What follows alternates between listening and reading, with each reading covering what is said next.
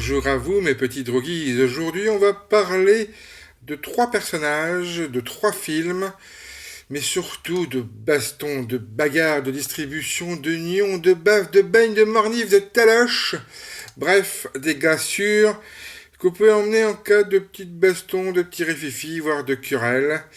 Quand ça chicane, vous pouvez prévoir avec vous ces 3 petites figurines, issues de ma collection de 50 figurines en 1/6.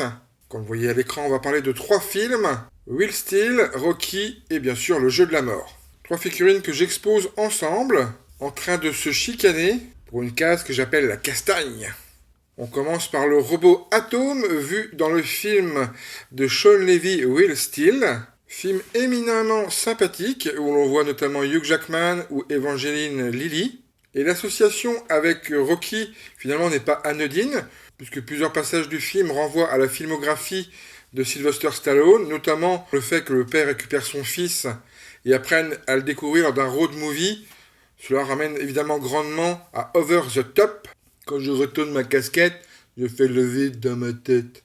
Le film est doté d'excellents effets spéciaux et d'une BO à toute épreuve, avec notamment un gros son signé Eminem. À l'origine, c'est pas une figurine que j'avais prévu d'acheter, mais quand j'ai su que j'allais pouvoir acquérir celle de Rocky Balboa, je me suis dit que ça serait sympa de le mettre en confrontation, et c'est présenté celle-ci, sur laquelle j'ai craqué immédiatement tant je la trouve magnifique. Vous voyez sur les images qui défilent, son aspect métallique est extrêmement bien rendu, avec toute cette usure, ces bosses.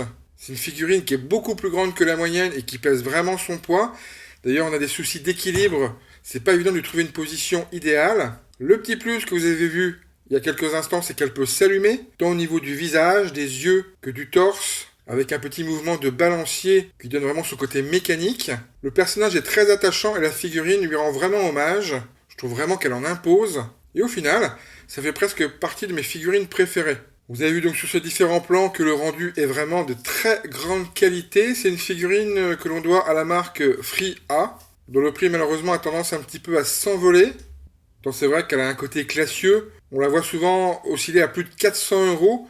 Moi j'ai eu une opportunité en la trouvant à 250 sur le Bon Coin.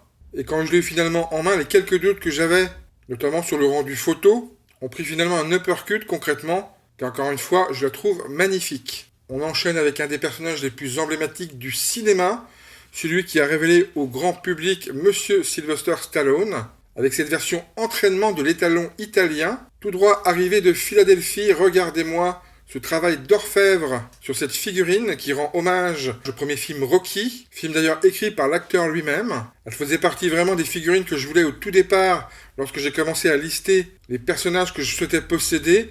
J'avais fini par faire une croix tant le prix est exorbitant. Et finalement, une opportunité avec un mec très sympa de Bourges a fait que j'ai pu me l'offrir. Et franchement, je suis tombé KO quand j'ai vu la qualité du produit, notamment, regardez-moi, ce head sculpt absolument magnifique, où les traits de Sylvester John sont magnifiquement restitués. Pour terminer, on voit un plan sur un socle que j'ai designé moi-même et que nous avons confectionné avec ma chérie, également fan du personnage, d'ailleurs comme toute notre famille à la maison. Vous aurez compris, on a beaucoup d'affection pour cette figurine, à qui on donne une place de choix dans nos cœurs, et qui l'on doit à Caustic Plastique, et que honnêtement il est difficile de trouver en dessous de 350, 400, 500 €. Donc encore une fois, merci cet autre collectionneur qui me l'a cédé à 270 €. On enchaîne, on termine avec un autre personnage mythique du 7e art. Il s'agit d'un acteur intemporel, qui d'ailleurs a cultivé son personnage de film en film. Cette version est issue du Jeu de la Mort, qui est loin d'être son long métrage le plus intéressant. On sait d'ailleurs qu'il n'a même pas pu le terminer suite à son décès tragique. Alors pour moi, c'est vraiment une Madeleine de Proust, car étant gosse, j'adorais Bruce Lee. C'est pour moi une icône, que j'ai surkiffé dans Big Boss, mais surtout Opération Dragon.